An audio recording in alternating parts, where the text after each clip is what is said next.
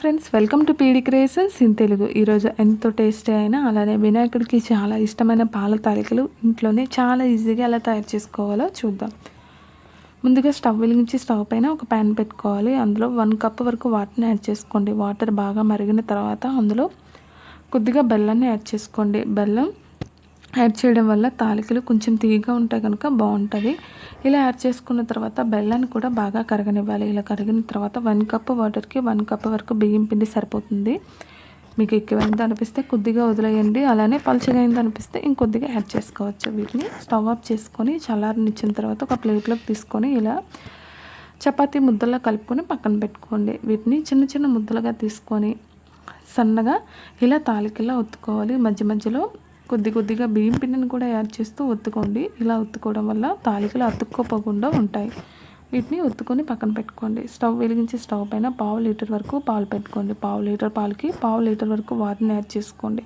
వీటిని బాగా మరగనివ్వండి. మరిగిన తర్వాత అందులో 2 టేబుల్ స్పూన్ వరకు సగ్గుబియ్యాన్ని యాడ్ చేసుకోండి. వీటిని ఉడకనిచ్చిన తర్వాత అందులో మనం ముందుగా ఒత్తుకొని పక్కన పెట్టుకున్న పాల తాలికని కూడా యాడ్ చేసుకొని ఒక 5 నిమిషాల పాటు గరిటె పట్టకుండా ఉడకనివ్వండి. ఇలా ఉడకనిచ్చిన తర్వాత అందులోనే 1 కప్ వరకు బెల్లాన్ని యాడ్ చేసుకోండి. స్వీట్నెస్ సరిపోదు అనిపిస్తే ఇంకొద్దిగా యాడ్ చేసుకోవచ్చు.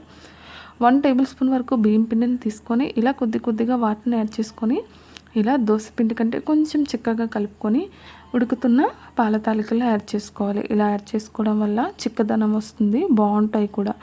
ఇలా యాడ్ చేసుకొని మంటని సిమ్లోనే పెట్టుకొని ఒక 5 నిమిషాల పాటు ఉడకనివ్వాలి. అడుగంటనివ్వకుండా చూసుకోండి.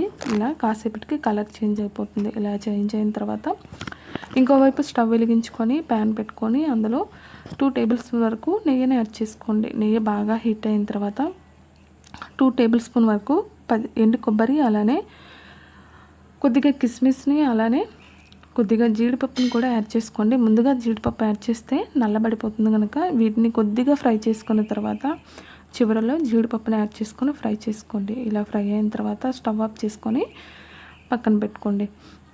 పాల తాలికలు ఉడికిపోయిన తర్వాత మనం ఫ్రై చేసి పక్కన పెట్టుకున్న జీడిపప్పుని కూడా యాడ్ చేసుకొని ఇలా 2-3 నిమిషాల పాటు బాగా ఉడకనివ్వాలి. తాలికల్ని యాడ్ చేసుకున్న తర్వాత ఎంత తక్కువగా కలిపితే అంత తక్కువగా పాల తాలికలు ఇరగపోకుండా ఉంటాయి.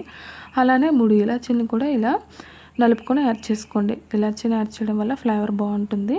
ఇలా యాడ్ చేసుకున్న తర్వాత మనం ముందుగా ఫ్రై చేసి పక్కన పెట్టుకున్న డ్రై ఫ్రూట్స్ని కూడా యాడ్ చేసుకొని బాగా కలుపుకోవాలి. బాగా కలుపుకున్న తర్వాత 2 నిమిషాల పాటు ఉడకనిచ్చి స్టవ్ ఆఫ్ చేసుకోండి.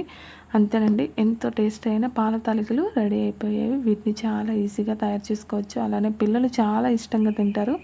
అలానే వినాయకుడికి కూడా చాలా ఇష్టం అంట. మీరు కూడా ఈ రెసిపీని ట్రై చేసి మీ ఫీడ్బ్యాక్ని నా కామెంట్ రూపంలో తెలియజేయండి. అలానే మా ఛానల్ని సబ్స్క్రైబ్ చేసుకోండి. పక్కనే ఉన్న బెల్ ఐకాన్ని క్లిక్ చేయండి. అలానే ఈ వీడియో మీకు నచ్చినట్టయితే మీ ఫ్రెండ్స్కి మీ రిలేటివ్స్కి షేర్ చేయండి.